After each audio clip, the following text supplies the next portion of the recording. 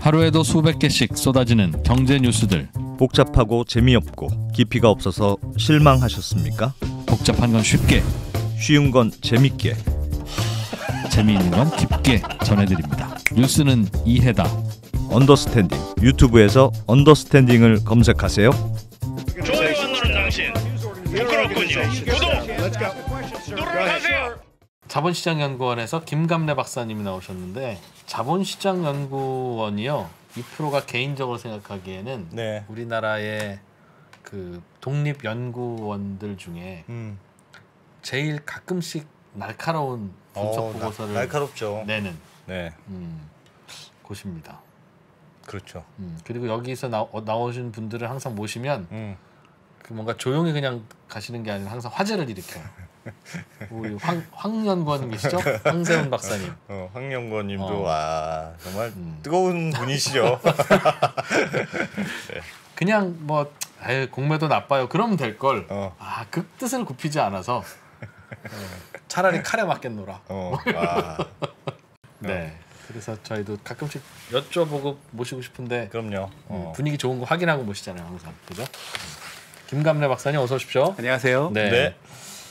오늘은 코인 얘기네요. 네. 증권형 코인. 증권형 코인. 네. 뭡니까 그게? 그 정확한 표현은 보통 이제 그 증권형 토큰이라고, 시큐리티 토큰이라고 얘기하는데요. 네. 정확한 명칭은 토큰화된 증권입니다. 그러니까 우리 자본시장법에 적용을 받는 증권인데, 그 증권이 토큰화된 것, 그러니까 즉 그 블록체인상에 여러 프로토콜에 의해서 토큰으로 제조돼서 발행되고 유통되는 것. 네. 그거를 증권. 그래서 저는 증권형 증권형 토큰은 좀 맞지 않는다고 봐가지고요. 그냥 증권 토큰이라고 저는 하고 있습니다. 예. 증권 토큰. 네. 그럼 생긴 건 코인이고, 코인인데 그 외형은 폼은 이제 지갑에 있고 뭐 보면 막 이상한 문자로 돼 있고 뭐 블록체인에 뭐 다 되어 있고 그 코인인데, 네네. 갖고 있는 성격은 주식이다. 예, 증권인데, 그러니까 쉽게 얘기하면 이걸 그 최근에 이제 뭐 프로토콜 경제라는 얘기를 좀 많이 쓰잖아요. 예. 이 프로토콜 경제는 이제 우리 프로토콜이라면 통신 규약을 얘기하는데, 네. 일종의 보면은 뭐 삼성전자 주식 내지는 무슨 수익형 부동산, 이것들을 그 프로토콜에 맞게 일종의 어떤 규격화된 패키지를 만드는 거예요. 그러니까 그거를 이제 하는 여러 가지 방식, 프로토콜이 뭐 이더리움의 ERC20나 뭐 여러 가지 방식이 있는 건데, 그렇게 해서 증권 그 토큰화 시키면 이제 블록체인 상에서 자동화된 거래를 할 수 있는 거죠. 그럼 결과적으로 그 우리 지금 현재 있어 금융시장에서의 여러 중개인들 역할도 좀 사라지게 되고, 또 계약의 어떤 이행 문제가 없어지는 거죠. 왜냐하면 조건이 충족되면 무조건 자동화된 거래가 그 집행이 되는 것이거든요. 그러한 효용이 있는 겁니다. 주식에서 어떤 조건이 충족되면 거래가 자동으로 일어나는 그런 게 필요한 사례가 혹시 있습니까? 예를 들어서 지금 현재 이제 이루어지고 있는 걸 보면요. 이제 대규모로는 이제 블록체인의 속도의 문제 때문에 좀 이루어지진 않고 있는데요. 예를 들어서 이제 적격 투자자만을 그 대상으로 하는 그 3호 플랫폼, 3호 지분이라든지 이런 좀 위험한 그런 거에 대해서는 이제 그 적격 투자자 그 보면 거래 조건에 이제 스마트 계약 거래 조건에 적격 투자자인 사람들만 할 수 있게 해요. 그래서 그 적격 투자자의 리스트를 만듭니다. 실무적으로 화이트 리스트라고 하는데요. 그러면 뭐 로펌이나 아니면 다른 그 권위 있는 회사에서 적격성이 있는지를 본인들이 뭐 이 사람의 어떤 그 재무 자료나 이런 것들을 보고 이런 사람들의 것을 쭉 리스트화 시켜요. 그러면 적격 투자자가 아닌 경우에는 그 거래 플랫폼에 접근도 못하는 것이고, 적격 투자자가 아닌 사람이 어떻게 좀 문제가 되면은 아예 거래가 이루어지지 않는 것이죠. 예. 그건 지금 현재 그런 거고. 네. 증권형 토큰. 그러니까 제가 말씀드린 게 그 일반 증권을 토큰화했을 때 그러한 효용이 나타난다는 거죠. 예. 그게 이제 전자증권이다 보니 적격 투자자 지갑이 아니면 안 들어가게 뭐 할 수도 있고 그런 것이죠.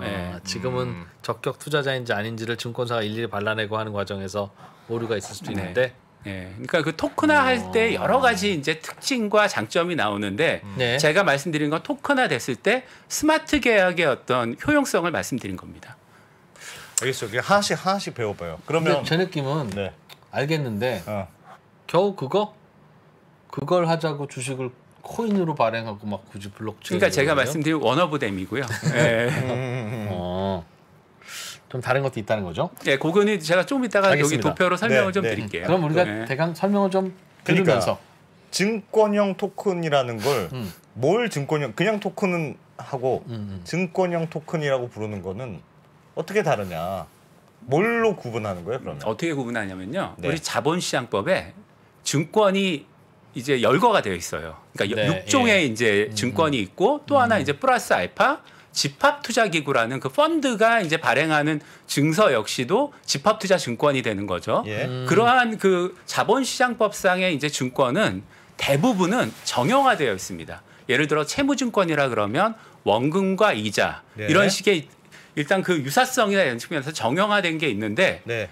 새로 계속 이제 그 자금 조달 수단이 발전할수록 네. 다양한 방식으로 이제 그 증권이 출현하잖아요. 그래서 우리가 처음에 자본시장법을 만들 때 미국 법을 그대로 가지고 와서 만든 하나의 개념이 투자계약증권이라는 것이고 그 원칙이 자본시장법의 4대 원칙 중에 하나인 포괄주의예요. 포괄주의 금융투자 상품 정의가 되는 것이고요. 따라서 많은 경우 좀 그 우리 최근에 이제 언론에서 문제가 되는 여러 가지 조각 투자들이 네. 애매하잖아요. 일종의 빅블러의 시대에서 애매하는데 네. 이러한 것이 증권이냐 아니냐를 네, 개념인 것입니다. 그래서 투자계약증권을 보면 그 잠깐 도표를 좀 보실 수 있을까요? 예. 네. 예. 그 하위 기준이라는 우리나라 이제 법은 우리가 대륙법계이긴 하지만 증권법은 상당 부분 세계에서 가장 큰 시장인 미국의 증권법을 많이 따왔는데요. 네. 미국의 그 포괄주의에 있는 그 하위 기준이라는 판례를 우리가 그대로 거의 그 이거 개수라는 표현을 쓰는데 그 요건을 네 가지 요건을 그대로 가지고 왔어요. 증권이란 주식이란 무엇인가를 미국에서 정의를 했는데 그렇죠. 그러니까 포괄적으로 정의를 한 것인데 네. 그러니까 쉽게 얘기하면 이거죠. 금전을 공동사업에 투자를 하고 예. 투자자가 다른 사람의 노력에 의존한 수익을 기대할 때 네. 그때 그걸 증권으로 보는 증권이라고 건데 본다. 이걸 좀 경제학적으로 좀 설명을 드리면 이런 겁니다. 그러니까 이 대규모 거래에 있어가지고 보면은 예. 우리가 보면 옛날에 그 시골 장터 가면 뭐 소매치기도 있고 되게 그 뭐 장날 굉장히 그 소매치기 사건도 있고 사건 사고 많잖아요. 예. 그러니까 대규모 거래에서는 불공정 거래가 나타나기 쉽고 첫 번째. 예. 그 다음에 다른 사람의 노력에 의한다는 건 그 노력하는 사람이 투자자보다 더 많은 정보를 가지고 있고요. 또 대림 비용이라고 하는 자기의 어떤 그 권한을 이용해서 사익을 편취할 수 있잖아요. 그러니까 대림 비용이 높고 또 정보 격차가 높고 또 이것도 대규모로 또 이루어져 가지고 그 불공정 거래에 이제 위험도 굉장히 큰 경우라면 일단 가장 최소한의 투자 정보는 내라라는 게 첫 번째가 공시주의고요. 두 번째는 이게 대규모 거래니까 일반 사기죄로는 이게 입증이 너무 어렵다. 그러니까 특별 규정을 좀 만들겠다라고 예. 해가지고 이제 만든 게 시세 조정이나 부정거래 행위, 내부자 거래라는 아. 그러니까 일반 사기죄 특별 규정을 만들어가지고 보다 엄하고 쉽게 처벌할 수 있게 만든 거예요. 그러니까 사기가 많을 수 있는 구조니까 네, 정보도 내가 돈을 투자했지만 나는 정보를 잘 모르고 그렇죠. 실제 플레이어가 훨씬 많이 아니까 그럼 공시도 의무적으로 해야 되고 네, 네. 뭐 이런저런 칸막이도 잘 둬야 되고 이런 규정들을 만들었다. 그렇죠. 그게 증권의 예. 그러니까 특성이다. 우리 그 자본시장법의 원투펀치는 그래서 의무공시제도하고 불공정거래 규제인데 네. 이 법에 그러면 적용을 받는 대상은 어떤 거냐? 대림 비용이 높고, 그러니까 그 다른 사람이 노력해가지고 이제 하는 거니까요. 그렇지, 그렇지. 나 대림 비용이 그거 마음에 높고, 드네. 그 다음에 정보 격차가 굉장히 크고, 그 다음에 비대면 대량 거래이기 때문에 내가 뭐 그 사기 피해를 입어도 입증하기가 어려운 것. 하지만 그렇기 때문에 엄격한 법정 지유를 이제 우리가 집행하기에는 이 시장 신뢰성이라는 공익이 굉장히 클 때, 예. 그때 증권으로 선언하는 건데. 지금 우리 주식이네요. 우리 주식이 딱 그렇죠. 그런 거네요. 예. 예. 주식도 그렇고 이제 뭐 채권도 그렇고요. 예. 예. 그리고 이제 유형화되지 않은 마지막 수단이 투자계약증권의 개념인 것이죠. 예. 그러면 토큰에도 이런 게 다 들어가 있어요? 자, 아까도 말씀드렸지만 네. 그 이제 대표적인 게 이제 아까 이거 얘기했는데 이렇게 못 아닙니다. 아니, 똑같이 그 우리 안프로께서 말씀하시는 거 우리 시청자들의 질문이라고 제가 보고 이제 말씀을 드릴게요. 조금만 참아주십시오. 아닙니다. 죄송합니다. 예. 그래도 요즘 많이 나신 겁니다, 박사님. 예. 예. 네. 당황하셨구나. 아닙니다. 그 질문을 다시 한번 좀 구체적으로 제가 당황을 한 게 맞나 봐요. 아니 그래서 코인도 그러면 증권형 토큰이라고 하니까 토큰에도 이런 성질이 다 있는 게 많이냐는 거죠. 그 거기서 이제 제가 이 얘기를 하려고 그랬어요. 최근에 문제가 되는 NFT, 그러니까 논펀저블 토큰이 이제 그런 건데요. 증권의 개념은 일단은 그 계약 구조를 봐야 돼요. 내가 누구한테 아까 얘기했죠. 내가 누구에겐가 돈을 주고 투자를 그 투자 이익을 기대했을 때 그 계약 구조를 보는 게 핵심인 겁니다. 실제 내가 그 돈을 주고 받는 것이 뭐 블록체인상의 토큰이건가 아니면 무슨 뭐 전자증권이건 아니면 종이증권이건 어떤 것이건 간에 계약이 일단은 중요한 거예요. 그러니까 예를 들어 가지고 나이키 신발에다가 그 특정 상품 얘기해도 되는 겁니다. 괜찮습니다. 네. 그래서 NFT가 딱 부착돼 있어요. 그거는 가상자산도 아니고 그다음에 증권도 아니에요. 그냥 나이키라는 상품에 에어 조던에 그냥 부수된 그냥 상품이에요. 그러니까 상품의 일부인 거예요.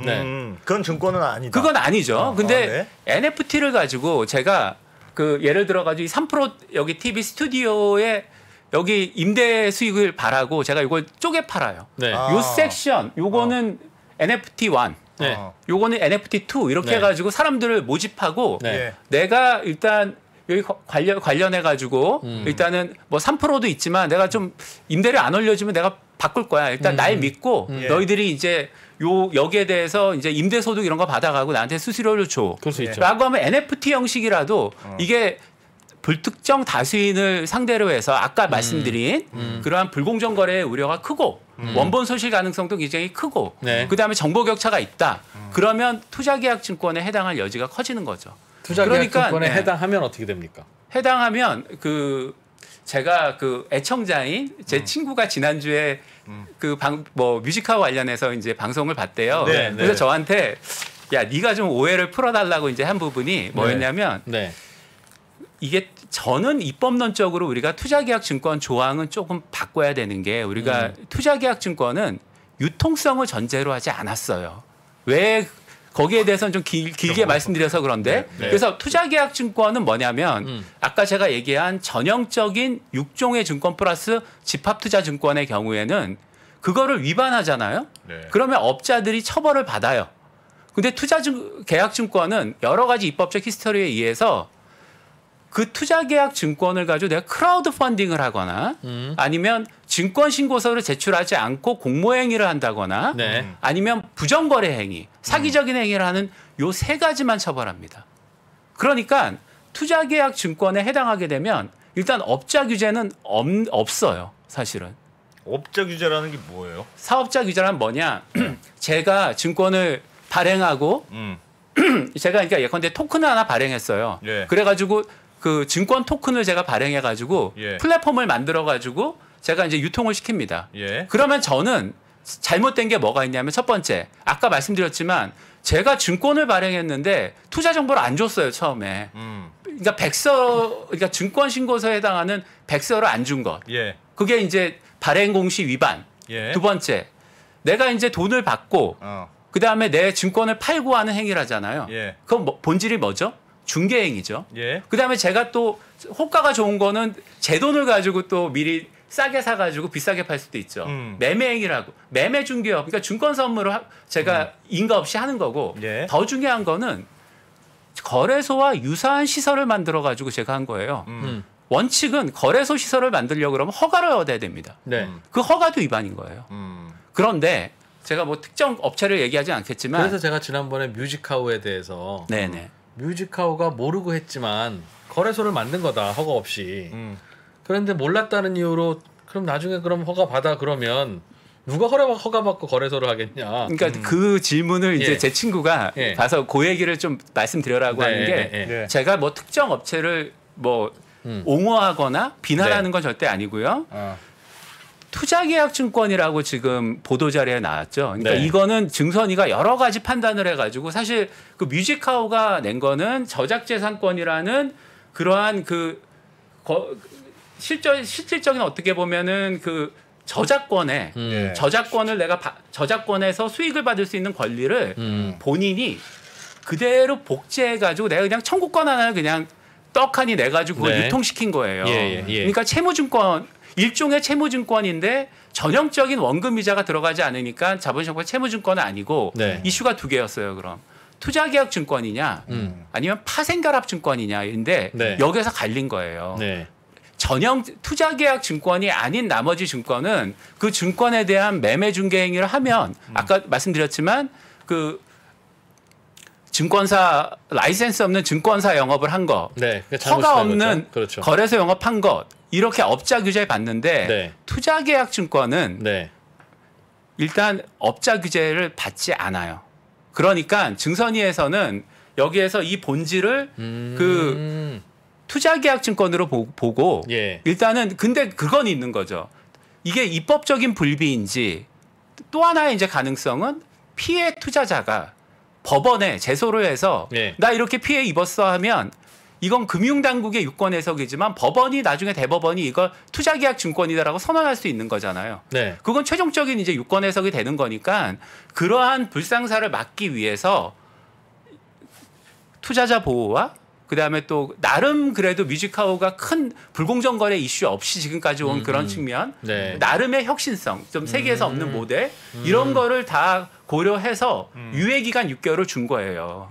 아, 그럼 투자 계약 증권은 거래소 라이센스를 받지 않고 거래소를 차려서 해도 괜찮다는 거고요. 근데 그런 시그널을 제가 줄 수가 없는 게요. 예. 보통 아까도 말씀드렸지만 투자계약 증권은 전형적인 증권이 아닌 경우에 투자계약 증권은 그러니까 증권성이 분명히 있는 거예요. 네. 아까도 말씀드렸지만 대리인 비용도 높고 정보 격차도 높고 네. 그다음 불공정 거래 소지가 크고 원본 손실 가능성도 높으니 네. 우리 증권 규제 하겠다라는 원칙인데 예. 기존의 투자계약 증권으로 그 허용된 사례가 없었어요. 이런 사례가 처음이에요. 그러다 보니까 예. 그 제재나 처분에 있어가지고 약간의 지금 입법적 보완이 지금 필요한 상태인데 이 기자님, 이 프로님 말씀대로 난 전형적인 투자계약을 증권을 만들어가지고 내가 영업을 할 거야. 그럼 난 거래소 영업할 수 있어라는 거는 굉장히 큰 리스크가 뭐냐면 이게 파생결합증권이 될 수도 있고요. 채무증권이 될 수도 있고. 당국이 보기에. 예, 그렇죠. 예. 유권에서 그걸 하기에. 네. 그렇게 될 가능성도 굉장히 높고. 그러면 네. 박사님, 이렇게 어려운데 자 이렇게 한번 여쭤볼게요. 예를 들면 저희가 3%에서 네. 코인을 발행했어요. 3% 네. 코인을 발행했어. 3% 코인을 예를 들면 발행했어요. 그래서 그걸 뭐 유통시켜요. 네. 그럼 이건 증권입니까 아닙니까? 그거는 이제 처음에 유통을 시킨다는 게 아마 3프로 TV가 그 3프로 플랫폼을 만들어 가지고 하면 뭐 제가 3프로 TV를 뭐 무시하는 건 절대 아니지만 예, 네. 예. 그렇게까지 뭐 상장 빔이 있고 이렇게 많은 투자자 저변을 확대하기 힘들 거예요. 현실적으로 유통을 이제 시킬 수 있는 소위 말하는 그 가상자산 거래소, 가상자산 거래업자 플랫폼에 이제 들어가야 되는데 네. 가상자산 거래업자 플랫폼에 들어가려면 속칭 상장심사, 거래지원이라는 표현이 보다 정확한 건데요. 예. 우리 거래소에서 이제 상장심사 같은 거 하잖아요. 네. 그때 처음에 3프로 코인 그러면 그 거래소 담당자 그래요. 일단 이게 증권 자본시장법상 증권 아니라는 리갈 오피니언 받아와. 그렇게 되는 거죠. 예. 그러니까 사실상 보면 그 여러 가지 투자자의 피해가 확산될 수 있는 그런 유동성을 확보하기 위해서는 지금 이미 우리 특검법 그 체제상으로 보면 그 증권성에 대한 심사 절차가 들어가 있어요, 지금. 그러니까 그 아까 말씀드렸지만 이제 헷갈리는데 그럼 증권이냐 아니냐는 걸 받아오라고 한다. 내가 이제 예를 들면 코인을 발행했어요. 3프로 TV가 코인을 발행했어요. 그러면 어딘가에 유통이 돼야 될 거 아니에요. 그렇죠. 그럼 거래소에 상장을 하려면 네. 이게 증권이 아니라는 걸 입증을 너희가 해와라.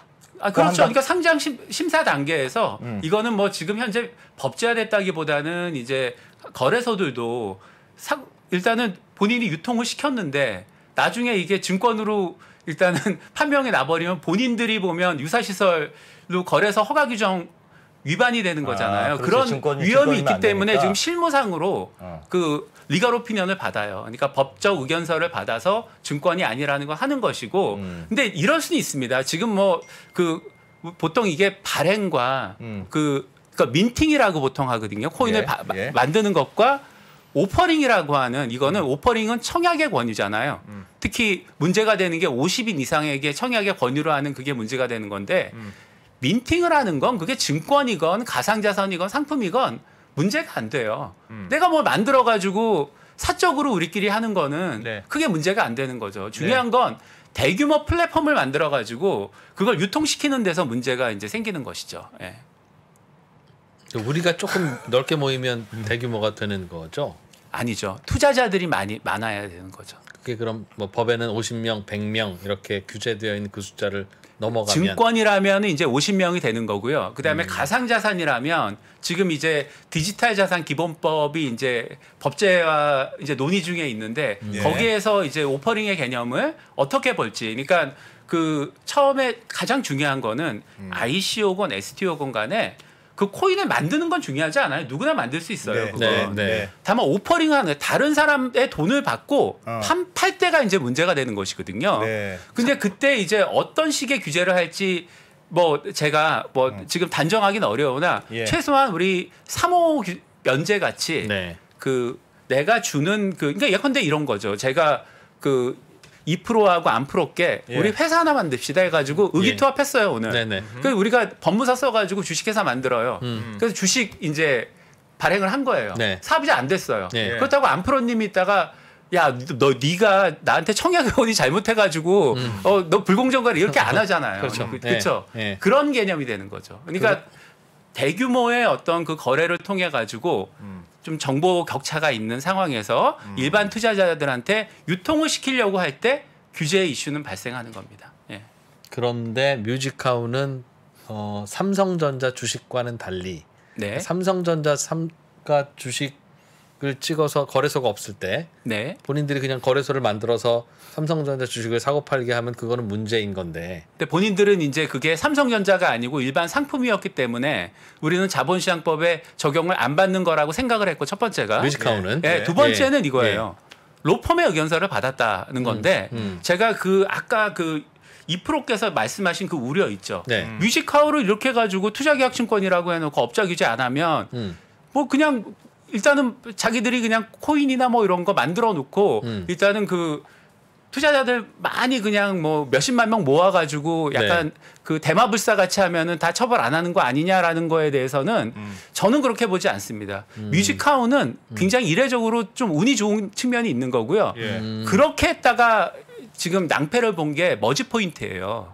그러니까 머지 포인트가 그것도 이제 그 합법과 불법의 어떤 중간지대에서 그 머지 포인트를 이제 판매하면서 이게 전자금융거래법상에 이제 사업자 등록이 필요하냐 안 하냐에 대해서 본인들이 그 로펌으로부터 법률 의견서를 받고 그냥 사업을 강행했잖아요. 근데 결과가 지금 어떻습니까? 지금 여러 가지 엄청난 피해 사례가 생겼고 대표는 지금 구속이 됐어요. 불법 영업을 한 거죠. 그렇죠. 그러니까 그 뮤직하우 케이스 하나만을 보고 그냥 그 애매한 경우에는 우리가 무조건 그냥 투자자 확대해가지고 대마불사로 우겨서 혜택을 본다. 이거는 저는 좀 아닌 것 같고 알겠습니다. 대한민국 법제가 그렇게 만만하진 않습니다. 오늘의 주제와는 약간은 좀 동떨어져 있는 부분이기는 합니다만 마침 우리가 궁금했던 부분이기도 하고 심지어는 야 그때 니들이 좀 오버하는 것 같더라. 내가 정정해주러 왔어 하는 거니까 절대 아닙니다. 그건 아니고요. 그래서 잘 들었어요. 이 얘기는 되게 재밌을 것 같아서 좀 더 끌어가도 되겠으나 오늘 주제가 따로 있으니까 요 주제를 가지고 한번 조금만 좀 정리를 해주시죠. 기왕 이렇게까지 정리가 된 김에 한번 다음 시간에 한 번만 더 출연해 주셔서 알겠습니다. 뮤직하우와 관련한 증권에 대한 이슈. 왜냐하면 이 STO도 마찬가지고 앞으로 비슷한 조각들이 많을 거고 여기에 대해서 법이 옳으네 아니네 뭐 여러 논란이 있을 테니까 한번 뭐 된 김에 한번 해주시죠. 그러면 알겠습니다. 지금 조금만 더 얘기해 주세요. 나 궁금한데. 오케이. 그러면 지금까지 말씀해주신 거는 우리가 주식 증권이라고 하는 것은 특징이 있다. 대충 느낌 어떤 건지 알잖아요. 공동 투자하고 네가 좀 하고 네가 잘하면 나도 배당 받고 뭐 이렇게 해서 그 값도 오르내리고 하는 something. 네. 그러면 증권으로 본다. 그걸 주식이라고 하는데 네. 그 증권에는 다양한 종류가 있다는 거죠. 네, 그렇죠. 그 중에서 삼성전자 같은 주식도 있고 네. 뮤직하우 같은 증권도 있고 그 투자계약증권으로 지금 선언됐죠. 그리고 또 어떤 게 또 있다고 그랬죠? 뭐 아까 말씀드렸지만 채무증권 우리 보면 채권이 있잖아요. 네, 그런 또. 것도 있고. 네, 그다음에 그 펀드에 우리가 가입을 하게 되면 받는 뭐 지분 내지는 수익증권이 있는데 그건 네. 집합투자증권에 이제 해당하는 게 있고 네. 그다음에 이제 파생결합증권이라는 게 있습니다. 아니 근데 네. 박사님 좀 전에 말씀하셨듯이 이게 예를 들면 뮤직하우는 좀 특별한 경우여서 그걸 증권으로 본 거고 모든 경우를 그렇게 허용해주지 않을 거다. 예를 들면 네. 그거는 뭐 왜 그렇게 그거는 허용을 한다는 게 이제 두 가지 의미예요. 예. 그 증권성을 인정을 받아서 네. 이 사업이 그 자본시장법의 어떤 그 들어갔다. 체제 내에서 한다는 것 자체는 사실은 이게 그 빛과 그림자가 있는 거예요. 그러니까 네. 자본시장법 체계로 갔기 때문에 규제 비용은 굉장히 높아지는 것이죠. 네. 그러니까 보통은 이제 많은 경우에 이제 우리 그 금융당국에서 발표한 내용도 애매한 경우는 머지 포인트나 아니면 요번에 그 뮤직하우 사태를 우리한테 좀 물어봐라. 그러니까 너희들이 그 뭐 법률 그 로펌을 무시하는 건 아니고요. 그 법률 의견서 봐가지고 하기에는 투자자들의 피해가 클 수 있으니 물어보고 법에서 안 되는 게 있는데 혁신적인 게 분명히 있다. 이거는 일단 규제 샌드박스로 하게 되면은 혁신 서비스를 우리가 해주겠다라는 이제 그런 포지션을 금융당국에서 취하고 있는 거죠. 알겠습니다. 그러면 증권 중에는 여전히 약간 납득 안 되는 일 중에 하나가 결국 뮤직하우나 삼성전자 주식이나 3% 코인 발행해서 3%가 돈 벌면 그 코인에다가 배당도 해드리겠습니다 등등 어떤 거든 그런 것들이 결국은 다 그냥 막연하게 주식 같은데 증권 같은데 네 맞습니다. 그러니까 증권 주식처럼 투자하고 벌기도 하고 그러는 거 아니겠어요? 그렇죠.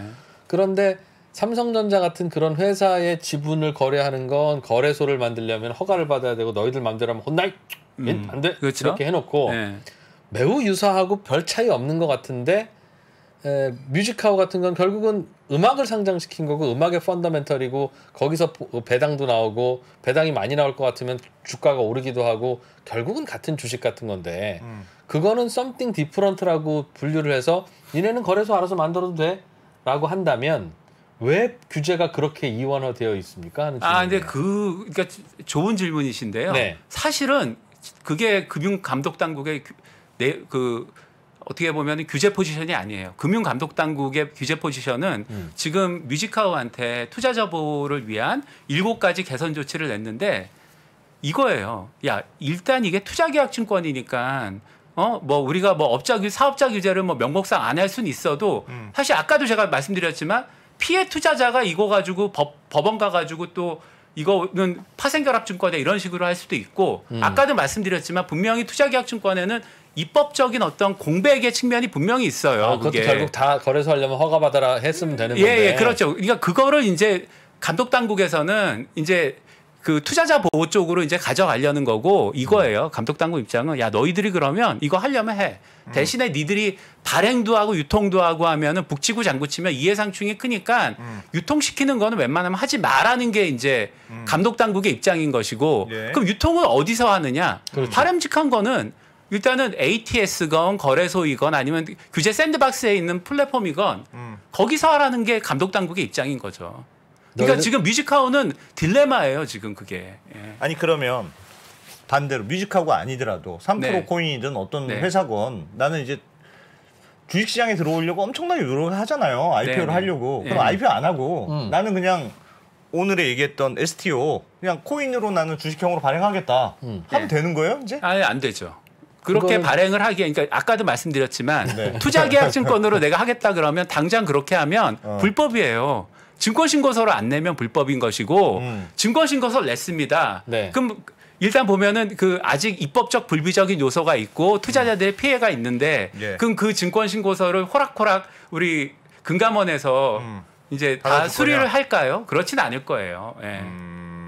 그러니까 제가 이제 무슨 말씀인지 알겠습니다. 그 안프로나 2%가 말씀하시는 그러한 그 투자자 보호의 공백 내지는 먼저 그 용감하게 불법 행위를 한 사람이 그 부당한 이득을 수취하는 그러한 결과는 없을 거예요. 제가 보기에는. 예. 없을 것이다. 예. 그러니까 아까 말씀드린 게 극단적인 게 머지 포인트이고 네. 뮤직하우 역시도 이제 엄청난 규제 비용을 가지고 7가지 개선 조치를 또 해야 되는 거죠. 그 거래 제가 개인적으로 거래소에 대해서 민감하게 생각하는 이유는 네.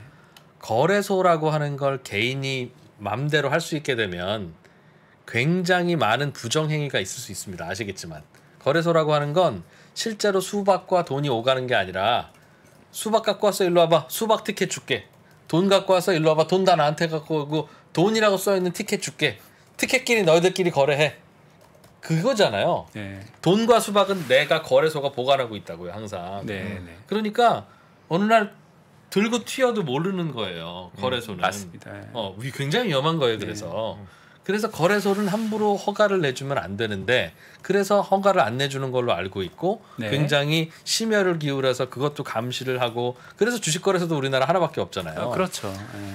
그런데 아주 비슷한 코인을 가지고 막 자기들끼리 거래소를 만들어서 하고 있고 뮤직을 가지고 막 거래소를 만들어서 하고 있는데 이거는 괜찮아라고 하면 이거를 왜 괜찮은지에 대한 궁금함인 거예요. 그러니까 그런데 나중에 야 우리도 몰랐네 뮤직하고 이렇게 하는 건 줄. 야 다시 지금까지 한 건 괜찮아라고 하기도 하고 코인도 야 이거 어떻게 해야 돼? 너희들끼리 다 이렇게 하면 이거 막을 수도 없고 어떻게 하나 하다가 대여섯 개만 이렇게 원화 거래만 하라고 하고 뒤늦게 정리했잖아요. 네, 네. 이게 뭐냐는 거예요 이게. 알겠습니다. 그러니까 지금 법을 우리가 네. 운영하고 또 이제 입법을 함에 있어가지고 어느 정도 이제 지금 디지털화된 현재 그 자산 시장을 좀 반영하지 못한 점은 있는데요. 네. 사실 우리 자본시장법의 태도는 2%가 말씀하신 그 내용 그걸 그대로 반영하고 있어요. 네. 그러니까 거래소는 거래소하고 알겠습니다. 또 ATS라고 하는 다자가 매매 체결회사는 너희들만 일단은 허가를 얻어가지고 해. 그리고 너희들은 우리가 그 주식 소유도 우리가 제한하고 엄격한 규제할 거야. 나머지에 대해서는 장외 거래에 대해서는 그래서 그 지난번에 이제 애청자인 제 친구가 얘기하는 네. 게 상대 매매냐 경쟁 매매 나왔는데 그래서 그러한 우려 때문에 경쟁 매매는 거래소만 해. 허가 받고 해라는 게 나오고요. 나머지는 너희들은 상대 매매만 해라고 이제 나온 것이고요. 그래서 사실 많은 분들이 모르는데 지금 규제 샌드박스 통해 가지고 네. 지금 우리 두나무가 하고 있는 그 증권 플러스라고 하는 또 이제 장외 그 네. 프리 IPO 그 장외 거래 플랫폼이 이제 있고 뭐 서울거래소 이렇게 있는데요. 네. 거기는 1대1 상대 매매만 할 수 있어요. 그러니까 원칙은 거래소 말고는 아까 그런 우려 때문에 거래소는 진입 요건이 굉장히 높였고 그다음에 대량 매매 그러니까 경쟁 매매를 통한 대량 매매가 있으면 여러 가지 피해 사례가 이제 투자자 피해 사례가 속출하기 때문에 상대 매매만 하게 했는데 그러면은 이제 그 증권 플러스나 이런데 그 혁신성은 뭐냐?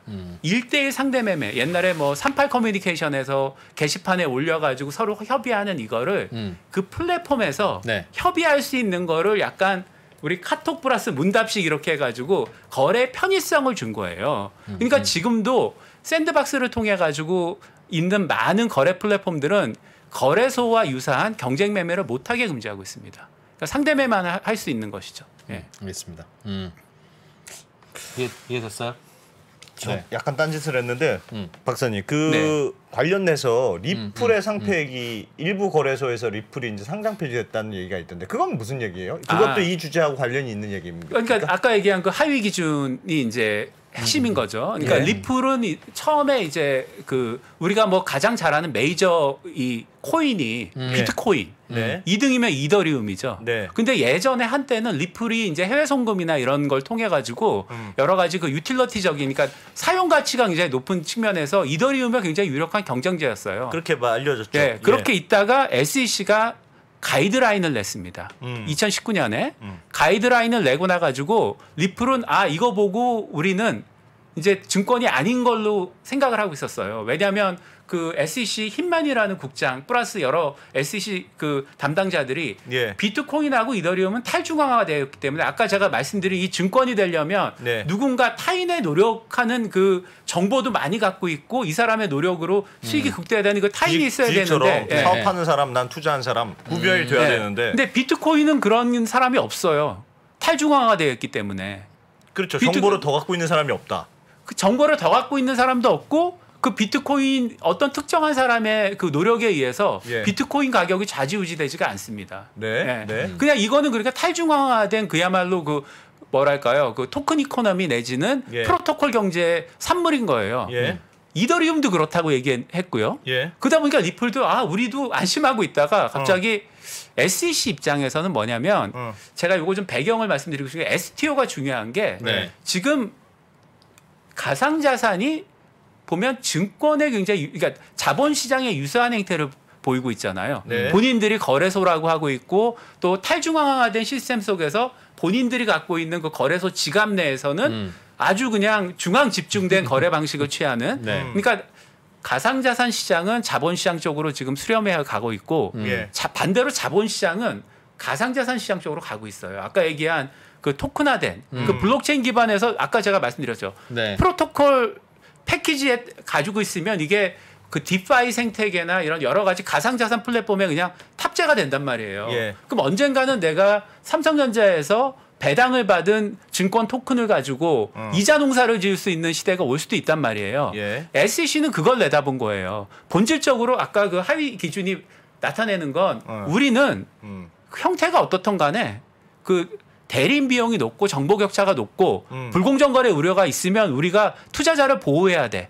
그게 우리의 그 대공황 이후에 우리의 사명이야라고 이제 생각을 하고 있는 그런 측면이 있기 때문에 네. 일단 일벌백계를 위한 샘플 케이스가 불행히도 리플이 됐던 거죠. 왜 리플이요? 그러니까 다른 코인들은 납두고 왜 리플을 리플과 비트코인의 차이가 뭡니까? 왜 리플을 그 차이에서? 그 제가 표가 하나가 있는데요. 네. 여기 그 증권 토큰 하위 기준 적용 사례라는 건데 네. 사실 리플은 약간 좀 다른 이슈가 있는데 보세요. 네. 금전의 투자는 이제 비트코인도 그 예를 들어서 우리 저희 빗썸에서 비트코인 사시면 금전 투자 맞고 네. 수익을 기대한 거는 맞죠. 네. 근데 보시면 공동 사업에 있어가지고 그 AP라는 건 액티브 파트 적극적인 참여자예요. 액티브 파티시펀트. 네. 그러니까 비트코인의 가격을 특정인이 그 하는 게 없어요. 그러니까 예를 들어 테슬라 같은 경우에는 테슬라나 뭐 구글 뭐 이런 데 보면 증권 신고서에 나옵니다. 그러니까 증권 신고서에 예를 들어 알파벳이라는 구글 같은 경우는 설립자인 레리 페이지 내지는 세르게이 브린이 예컨대 우리 회사를 떠난다거나 문제가 있으면 우리 회사에도 그건 리스크 요인이다라고 얘기를 하고 있어요. 예, 그건 그 그렇겠죠. 경영자들이 창업자들의 어떤 능력치가 그 주가에 반영이 되는 거잖아요. 네. 비트코인은 그게 없어요. 2%가 코인을 싫어하는 유일한 이유가 저겁니다.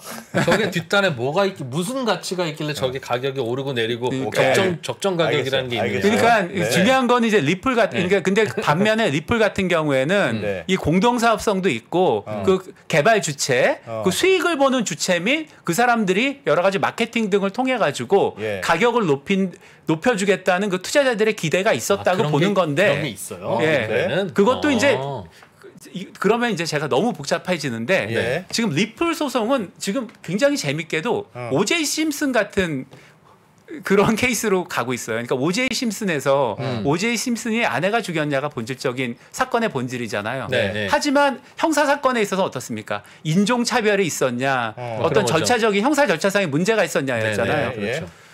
리플도 마찬가지예요. 증권성의 문제보다는 지금 이걸 페어 노티스 디펜스라고 하는데요. 네. 절차적으로 우리 보면 행정법상으로 신뢰 보호의 원칙이라는 게 있습니다. 네. 니들이 우리 증권이라고 했지. 규제 당국. 니들이 우리한테 준 노티스는 가이드라인도 내고 뭐 이더리움은 뭐 탈중앙화 돼 가지고 뭐 괜찮다고 증권 하더니. 아니라며. 우리가 이더리움하고 다른 게 뭐야? 증거 내봐. 이런 식으로 해가지고 지금 소송을 냈다. 그러니까 지금 소송은 SEC가 낸 것이고요. 예. 거기에 관련해 가지고 이제 입간사판이구나, 예, 그렇죠. 리플도. 리플의 이제 디펜스는 이거죠. 우리는 행정행위라는 그 신뢰를 우리는 일단은 우리 보호를 받아야 되는데 니들 이더리움 뭐 그 증권 아니라며. 우리가 뭐가 달라.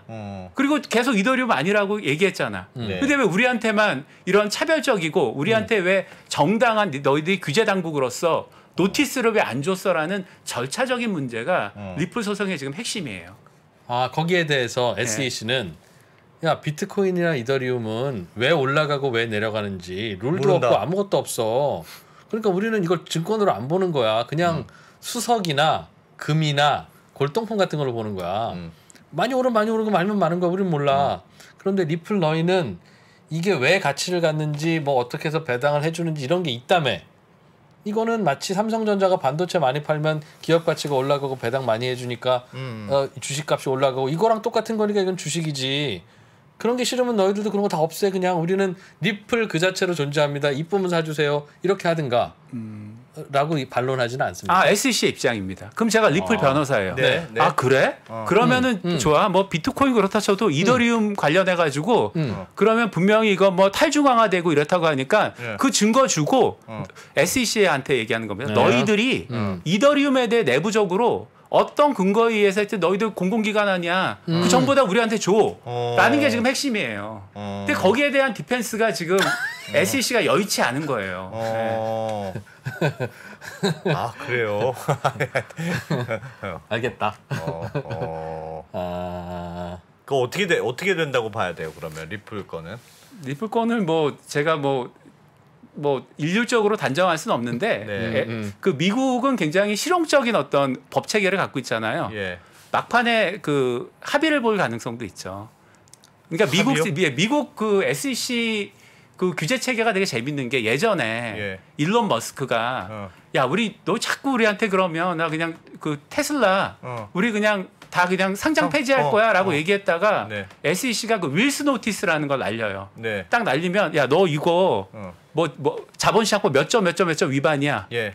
그 날리면 이제 저쪽에서 변호사 선임을 해가지고 예. 야 소송 갈 때 어떨까 경우의 수를 다 봐요. 그다음 둘이 만나요. 합의. 미팅 SEC 변호사하고 네. 테슬라 변호사 만나가지고 예. 합의를 본 거예요. SEC가 야 너 일단은 그 이사회 의장 자리 내려놓고 네가 트위터하고 이제 얘기하는 거는 전부 다 변호사 네가 다 의뢰 받고 자본 받고 시장 충격 주지 마. 그렇게 해주면은 합의하는 걸로. 우리한테 행정명령이나 이거 안 할 거지. 그렇게 해가지고 합의 본 거예요. 우리로 치면 법상식으로 약간 이해가 안 되는 게 왜냐하면 그렇게 해가지고 합의 봤잖아요. 네. 그럼 본인이 잘못을 인정을 한 거잖아요. 그렇죠. 근데 중요한 거는 이걸 가지고 인정된 사실을 가지고 뉴욕주의 검사가 기소를 못 해요. 왜냐하면 그건 또 이제 관행상으로 불문법상으로 합의된 내용에 있어서 사실의 인정은 자백으로 또 이제 안 되는 거예요. 그러니까 미국 법제가 굉장히 좀 재밌는 측면이 있는 건데. 알겠습니다. 오늘은 그래서 기업들이 기업 가치에 따라서 코인 가격이 움직이게 만드는 그런 코인 STO죠. STO에 대해서 배우려고 했는데 시간은 조금 부족해서 네, 요거는 부족했네요. 죄송하지만 한 번 더 모시도록 하고요. 저희 네. 잘못입니다. 네. 한 1분 정도 남아 있는 것 같아서 그냥 예. 제가 궁금한 거 여쭤보면 안 돼요? 그러세요. 예. 그러니까 이 논쟁에 대해서 저희가 관심을 갖는 저의 개인적인 관심사는 그러면 코인 중에 뒷단에 뭔가 수익 모델도 있고 기업도 있어서 왜 이게 가치가 올라가는지 왜 내려가는지 뒤에 있는 기업이 잘 되면 이 코인에다 배당도 해주고 사실상 주식인 이 코인이 위험해서 우리가 감독을 더 열심히 해야 되는 겁니까? 아니면 비트코인이나 도지코인이나 그 어떤 코인처럼 뒷단에 뭐가 있는지도 모르고 누가 만드는지도 모르고 문제가 생기면 어디 연락해야 되는지도 모르고 올라가면 왜 오르는지 내려가면 왜 내리는지 상장을 왜 시켰는지 왜 안 시켰는지 아무것도 모르는 그런 이름만 코인인 그런 코인들을 우리가 더 규제를 해야 되는 겁니까? 그거는 자본시장법은 원칙적으로 네. 일단은 투자할 때 있어서는 자기 책임이에요. 그러니까 첫 번째가 공시를 그러니까 해서 그 투자 위험 요소를 다 알리면 일단은 문제가 없는 건데 네. 그럼에도 불구하고 보호해야 될 사람이 있잖아요. 그 사람들에 대해서는 적합성의 원칙, 적정성의 원칙, 설명 의무 등을 통해서 그 본인이 감수할 수 있는 그 위험에 적합한 금융 상품만을 추천하도록 또 이제 하게 하는 또 그러한 투자 권유 준칙에 또 체계가 있는 것이죠. 예. 그리고 비트코인 같은 경우 그 가상자산 쪽은 사실 조금 이제 다른 이슈가 좀 존재합니다. 그러니까 지금 근데 중요한 거는 STO하고 그다음에 가상자산 중에서도 스테이블 코인 같은 것들은 기존의 비트코인이 가지고 있는 본질적 가치의 논쟁은 없어요. 그러니까 우리 그 카사 같은 경우도 보면 다 기초 자산이 다 있잖아요. 또. 있죠. 근데 거기에서 이제 중요한 거는 아까 말씀드린 그 정보 격차를 없애고 불공정 거래의 여지를 없애는 거기에 포커스를 둬야 되는 것이죠. 알겠습니다. 그러니까 뭔가 설명하기 어려운 그런 썸띵을 거래하는 건 어른들이 거래하는 거니까 거기에 대해서는 우리가 특별히 보호할 거다 뭐 이런 하라고 이건 자율이고 자유다. 그런데 뒷단에 뭔가 설명이 있으면 이 설명이 제대로 공지되는지 오히려 그게 제대로 공시되는지 거기에 대해서 좀 더 면밀하게 규제를 해야 되는 게 자본시장법이고 규제당국이다. 그런 저희 생각이네요. 쪽도 이제 그런 포지션이 어느 정도 있고요. 방금 정확한 거는 싱가포르이 그러한 그 포지션을 취하고 있어요. 그래서 가상자산은 원칙적으로는 일반 투자자한테 네. 청약의 권유를 못하게 돼 있습니다. 예. 알겠습니다. 난 어려운데 오늘. 체계가 좀 잡혔어요. 왜 네. 그렇게 하는지 왜 안 하는지에 대한 설명은 들었는데 네. 입법 미비도 조금 있네요. 그러니까 증권이라고 하는 것을 굳이 여러 카테고리로 나눠놓고 몇몇 카테고리에 대해서는 거래소 등의 규제를 하고 몇몇 카테고리에 대해서는 왜 안 하는지에 대한 설명 없이 안 하고 있네요. 그것도 좀 복잡한 입법적 그 네. 이유가 있는데요. 예. 아까 말씀하신 이프로께서 말씀하신 그러한 그 불법 영업을 한 그 사업자가 네. 좀 이익을 먼저 편취할 수 있다는 그 우려는 제가 보기엔 크진 않습니다. 예. 사후에 규제할 수 있는 그렇죠. 리스크가 예, 있으니까. 지금 예 그렇죠. 아까 얘기한 그 머지 포인트의 경우도 그렇고 네, 예. 뮤직하우의 경우도 지금 이제 제재를 안 하겠다는 게 아닙니다. 6개월 동안 제재 유예시켰어요. 그 7가지 투자자 보호 수단을 완비를 못하면 어떤 제재가 들어갈지 모르는 상황입니다. 지금. 예. 네. 그러나 네, 알겠습니다. 그 얘기는 이거 모셔서 할 게 많네요. 김강훈 박사님은 네. 알겠습니다. 앞으로도 많이 늘어날 조각 투자에 대해서 네. 어떤 것이 불법이고 어떤 것이 합법이고 왜 이런 규제가 나왔는지에 대한 자세한 설명이 아마 앞으로도 또 이슈가 될 것 같아요. 한 번 더 그건 또 그 부분만 따로 좀 여쭙고 STO에 관련해서는 또 별도로 이것도 앞으로도 계속 이슈가 되겠죠. 네.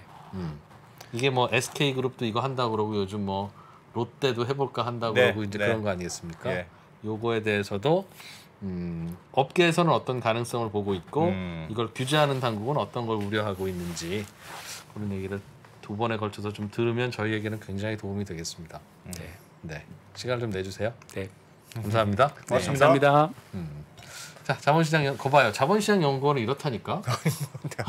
뭐 한 번 나오면 그냥 검이 막. 알겠습니다. 네, 김감래 박사였습니다. 고맙습니다. 네, 감사합니다. 저희 신과 함께해서 가장 고정 팬층이 탄탄한 바로 그 프로그램이죠. 전 세계 이야기 돌아다니면 정말 내가 무식하구나. 아이 뭐 또 그럴 필요는 없죠. 그래도 이렇게 또 알다가 또 오른쪽 귀로 들어가면 또 왼쪽 귀로 흘러나가는 게 저희 기억력이고 또 인생이지 않습니까?